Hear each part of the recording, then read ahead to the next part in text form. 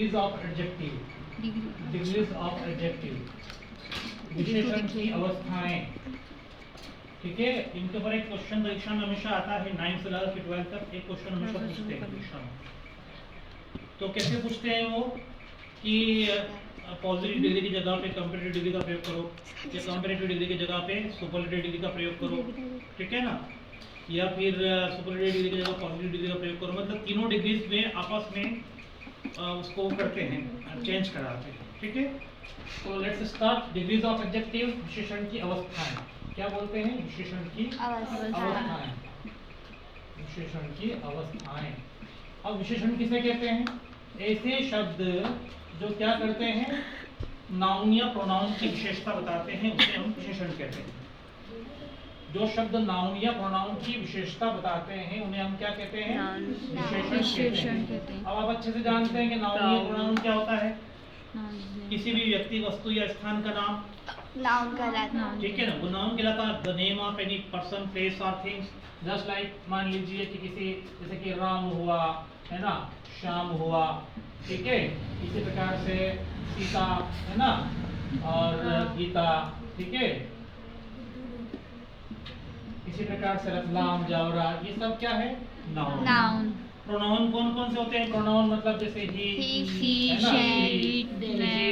पुरुष के नाम की जगह पे नाम के प्रयोग मिलाते हैं, किसी महिला या लड़की के नाम की जगह प्रयोग मिलाते हैं, इट, दे, ये सब क्या करते हैं? ये सब नाउन के स्थान पर प्रयोग में आते हैं, इसलिए इनको क्या कहते हैं? प्रोनाउन कहते हैं। ये अपन जानते हैं। तो जो शब्द इन दोनों की विशेषताएं बताता है, नाउन या प्रोनाउन की विशेषताएं बताने वाला शब्द क्या कहलाता है?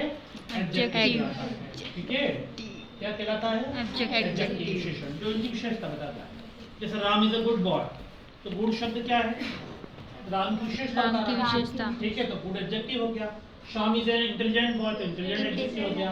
Sita is a beautiful girl, तो सीता ब्यूटीफुल हो गया। ध्यान है आपको?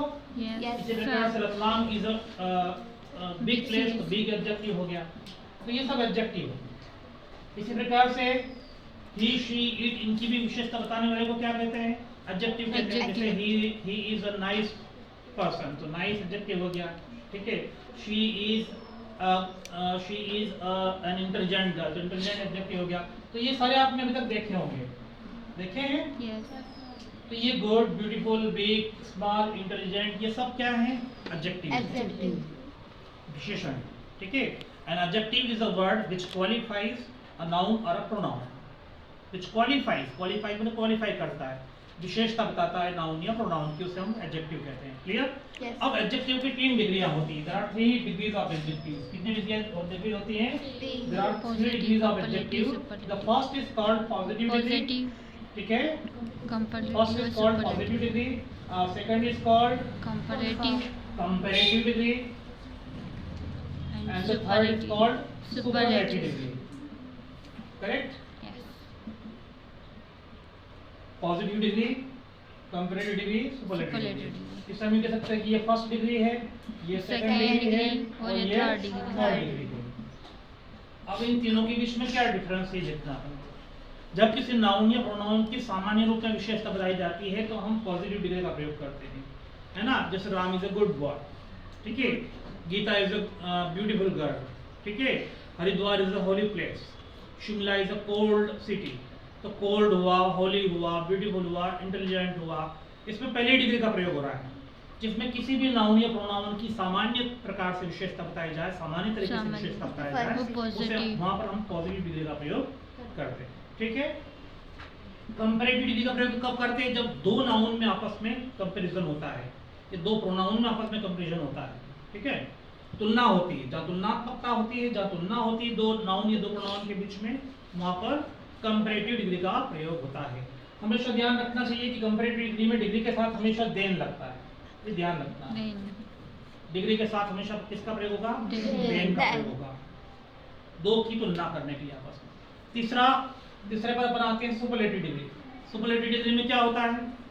सुपरलेटिव डिग्री में मतलब उसकी सर्वोच्च अवस्था बताई जाती है। ठीक है, पॉजिटिव में सामान्य अवस्था, कंपैरेटिव में तुलनात्मक अवस्था, और सुपरलेटिव में उसकी सर्वोत्तम अवस्था बताई जाती है। तो इस सर्वोत्तम अवस्था के पहले हमेशा द लगता है, और द के बाद में वो डिग्री आती है।